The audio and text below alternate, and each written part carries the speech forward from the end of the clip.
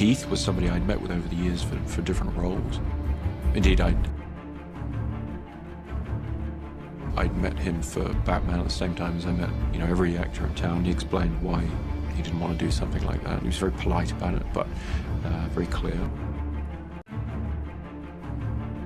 And so I was sort of surprised to get the call, because it really more came from his end about wanting to get involved, wanting to talk to me about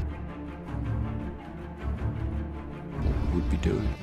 I sat down with him for a couple of hours. There's nothing for him to read, but we saw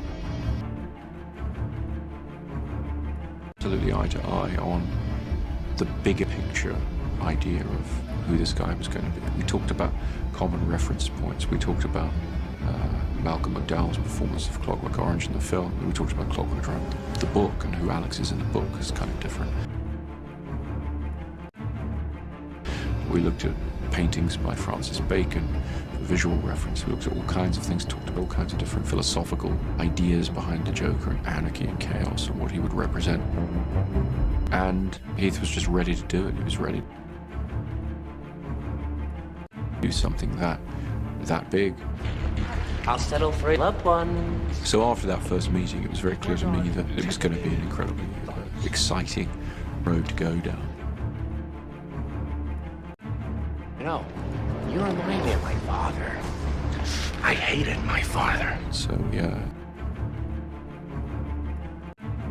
went through the process of deal making and announcing and everything. And I think the whole world turned around and said, "What do you do?"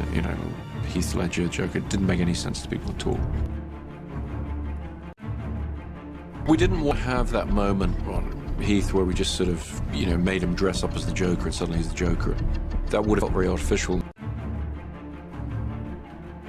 So he developed the look of the character with Lindy Hemming, the costume designer, with John Caglione and the makeup, and myself over a long period of time. So we would experiment with pieces of it. What would the shoes be? I think the shoes were actually the first thing that Lindy found that Heath was like, no, those are exactly the right shoes.